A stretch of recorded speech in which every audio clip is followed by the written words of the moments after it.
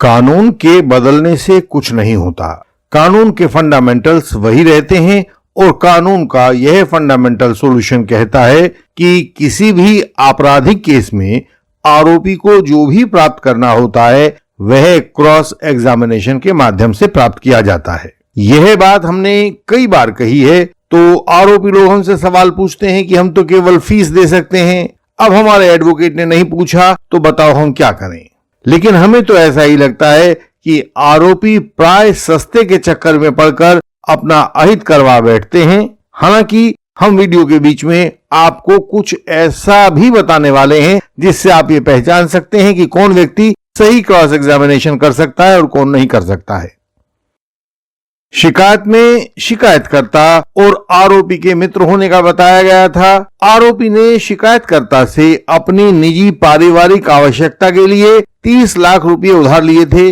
वह उस 30 लाख रुपए की राशि को वापस अदा करने के लिए आरोपी ने 30 लाख रुपए का चेक 20/5/2015 को शिकायतकर्ता को दे दिया। चेक का नंबर, उसकी शाखा का नाम, ये सब कुछ डिटेल्स उस चेक में बाकायदा लिखा हुआ था।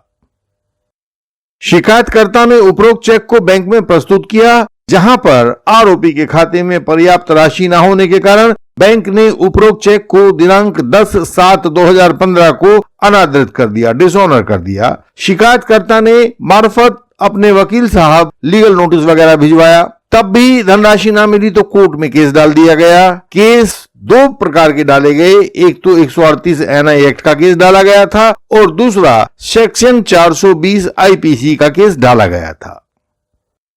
शिकायतकर्ता ने अपनी शिकायत और उसमें कई बातें एविडेंस एफिडेविट में रिपीट कर दी थी, यानी कि वैसा ही एफिडेविट बनाकर फाइल कर दिया था और कोर्ट में आरोपी के वकील साहब के द्वारा शिकायतकर्ता का क्रॉस एग्जामिनेशन होना था। यह क्रॉस एग्जामिनेशन अच्छा नहीं किया गया था, आरोपी को सजा करवाने वाला था, इसलिए हम इसे आपके सामने रख रहे हैं। लेकिन उससे भी पहले यह देखना जरूरी है कि वकील साहब की चूक कहां हुई, क्यों हुई, और जो हमारे फॉल्स एलिगेशन वॉरियर्स यहां पर हैं, जो हमारे यंग एडवोकेट कलीग्स यहां पर हैं, वे अपने केसेस में इस गलती को ना करें। इस गलती से कैसे बचना चाहिए, इसकी कुछ मूलभूत बातें सीखते हैं आपके साथ मिलकर। सुप्रीम कोर्ट का एक पुराना निर्णय है Gimpex private limited versus Manoj Goyal 2022-11 SCC 705 में इसका वर्णन दिया गया है। सुप्रीम कोर्ट ने इस जिम्पेक्स प्राइवेट लिमिटेड वाले केस में कहा है कि सेक्शन 138 एनआई एक्ट का आरोप बनाने के लिए कुछ मूलभूत चरणों की आवश्यकता होती है। ये इस प्रकार हैं। पहला, कोई व्यक्ति अपने खाते से दूसरे को चेक काट कर दे। यह चेक अपने ऋण या दूसरी देनदारी की एवज में दिया गया हो। तीसरी बात है, पैसे का पेमेंट इसी खाते से किया जाना हो। चौथी बात है, खाते में पैसे की कमी के कारण बैंक द्वारा चेक को अनादृत करके लौटा दिया गया हो।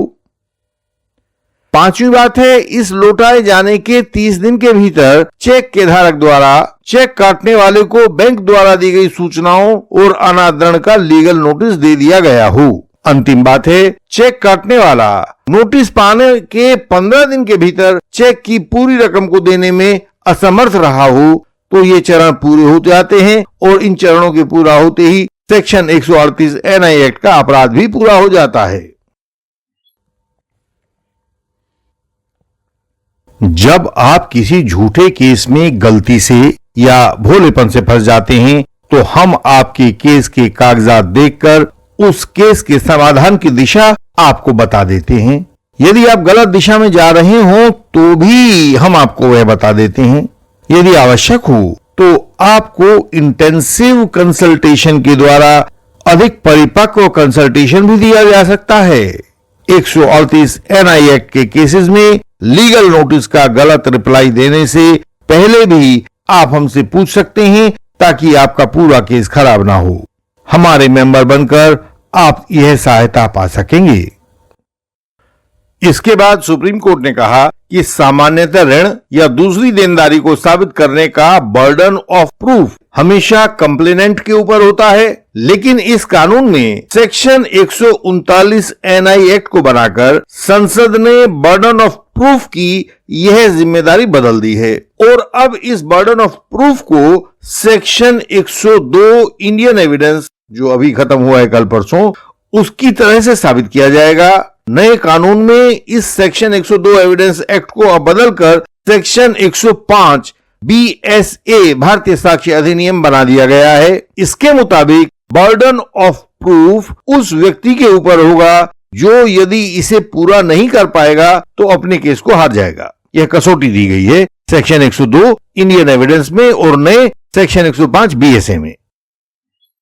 पूरे NI एक्ट में, नेगोशिएबल इंस्ट्रूमेंट एक्ट में, कुल मिलाकर 2 प्रिजम्पशंस हैं। पहली प्रिजम्पशन आती है सेक्शन 118 NI एक्ट में और दूसरी आती है सेक्शन 139 NI एक्ट में। सेक्शन 118 NI एक्ट के अंतर्गत यह माना जाएगा कि कोई भी नेगोशिएबल इंस्ट्रूमेंट जैसे चेक वगैरह किसी कंसिडरेशन अर्थात मूल्य के बदले में जारी किया गया है। और सेक्शन 139 के प्रिजम्पशन के अनुसार चेक धारक के द्वारा प्राप्त चेक किसी ऋण या दूसरी देनदारी के बदले किया गया पूरा या आंशिक भुगतान है। ये मानकर चला जाएगा। जब भी कोई व्यक्ति कोर्ट में लाकर चेक दिखाएगा तो यह मानेगा कोर्ट कि यह चेक किसी ऋण या देनदारी के भुगतान के लिए इस व्यक्ति को दिया गया है। ये दोनों प्रिजम्पशंस सेक्शन 138 NI एक्ट के हर केसेस में लगेंगी। इन दोनों प्रिजम्पशंस का असर यह होगा कि सेक्शन 139 के आधार पर कोर्ट यह हमेशा मानकर चलेगा कि चेक वस्तुतः किसी भी ऋण या दूसरी देनदारी की अदायगी के लिए, उसको चुकाने के लिए इस व्यक्ति को दिया गया है। अब कोर्ट को यह नहीं देखना होगा कि कंप्लेनेंट ने ऋण या दूसरी देनदारी का अस्तित्व सिद्ध किया है या नहीं किया है, बल्कि यह देखना होगा कि आरोपी ने दिखाया है कि क्या कोई बकाया ऋण या दूसरी देनदारी मौजूद नहीं थी या थी। मतलब यह है कि सारा खेल अब आरोपी के द्वारा खेला जाएगा और वह इसे अपने वकील साहब के मार्फत खेलेगा और क्रॉस एग्जामिनेशन में सवाल पूछकर उसके जरिए से खेलेगा। लेकिन जब वास्तविक क्रॉस का अवसर आता है तो 80% आरोपी यह सोचते हैं कि कोई बात नहीं, हमारी कोई गलती तो है नहीं, वकील साहब 2-4 सवाल पूछकर निपटा देंगे और काम चल जाएगा। लेकिन जो भी एडवोकेट्स इन दोनों प्रिजम्पशंस को नहीं जानते हैं, वे कभी भी चेक बाउंस वाले केसेस में क्रॉस ठीक ढंग से नहीं कर पाएंगे। आप भी यदि जांचना चाहें कि जिस व्यक्ति को आपने क्रॉस एग्जामिनेशन की जिम्मेदारी सौंपी है वह व्यक्ति इन दोनों प्रिजम्पशंस को जानता है या नहीं जानता है, तो उससे आप इन दोनों प्रिजम्पशंस के बारे में पूछिए।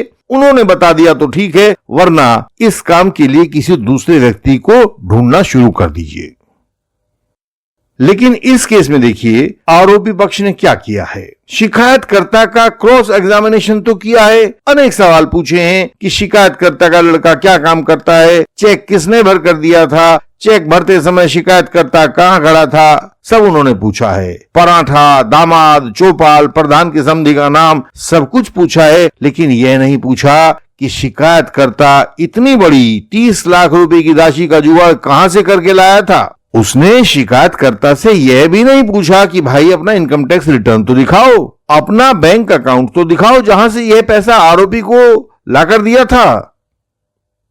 इनकम टैक्स एक्ट की धारा 269 SSS के अनुसार आप 20,000 रुपये से अधिक का कैश लेन देन नहीं कर सकते थे।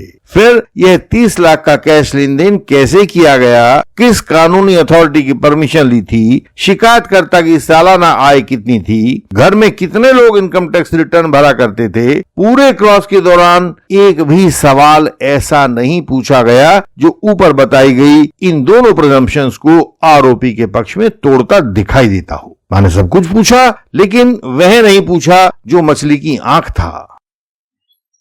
पूरा क्रॉस एग्जामिनेशन खत्म हो चुका है, लेकिन कानून की दोनों प्रिजम्पशंस आरोपी के खिलाफ यथावत अपने स्थान पर मौजूद हैं, उनको तोड़ा नहीं जा सका है। इस केस में आगे क्या होने वाला है यह बताने के लिए किसी विशेषज्ञ की जरूरत नहीं है। कानून का कोई मामूली जानकार भी बता देगा कि अब इस आरोपी के साथ क्या होने वाला है। हमसे भी पूछा गया था कि अब आरोपी क्या करे, खुद को बचाने के लिए अब उसे क्या करना चाहिए। दोनों प्रिजम्पशंस आरोपी के खिलाफ हैं। उसकी तरफ से किए गए क्रॉस में उनको हिलाया भी नहीं जा सका है। आरोपी ने चेक पर अपने दस्तखत होने से मना नहीं किया है, ऋण या किसी दूसरी देनदारी के मौजूद ना होने पर एक भी सवाल नहीं पूछा है, तो क्या अब जज के पास बहुत सारे विकल्प होंगे कि चलो यह वाला नहीं तो यह वाला फैसला दे दो? हमें ऐसा नहीं लगता। हमें तो लगता है कि आरोपी को अपील लिखने की तैयारी शुरू कर देनी चाहिए और 30 लाख रुपए का 20% धनराशि अपीलेट कोर्ट में जमा करवाने के लिए तैयार रखना चाहिए। इंडियन लीगल सिस्टम द्वारा आपको दिया गया क्रॉस एग्जामिनेशन आपको निश्चिंत करता है कि कोई कुछ कर ले, कानूनी रूप से आपका बिगाड़ कुछ भी नहीं पाएगा। मुकदमे में लगने वाला समय तो कोर्ट पर निर्भर करता है, लेकिन परिणाम को बेहतर क्रॉस के द्वारा बदला जा सकता है। यह बेहतर क्रॉस आपको इंडियन लीगल सिस्टम उपलब्ध करवा देता है। आप अपना समय नष्ट ना करें, तत्काल इंडियन लीगल सिस्टम की वेबसाइट को पढ़ें, जानकारी पाएं और हमारे व्हाट्सएप नंबर पर जो सामने स्क्रीन पर दिखाई देता है उस पर मैसेज भेजकर मेंबर बनने की जानकारी पाएं। हम सदैव आपके कल्याण की कामना करते हैं। हमसे सहायता पाने के लिए हमारा व्हाट्सएप नंबर, हमारा ईमेल एड्रेस और वेबसाइट का URL आपको सामने स्क्रीन पर दिखाई दे रहा होगा तथा ये सब बातें हमारी हर वीडियो के डिस्क्रिप्शन में भी होती हैं। समय को गंवाएं नहीं, उसका इस्तेमाल करें। हमारी वेबसाइट पर बहुत महत्वपूर्ण जानकारी को सरल भाषा में पढ़ें। वहां झूठे आरोप या फॉल्स एलिगेशन से बचने के उपाय भी मिलेंगे। इस वीडियो को लाइक करें, शेयर करें और चैनल को सब्सक्राइब करें। बेल आइकन को प्रेस करें ताकि नई वीडियोस आपसे मिस ना हो जाएं। हम आपसे अगले वीडियोस में फिर मिलेंगे। तब तक के लिए प्रणाम।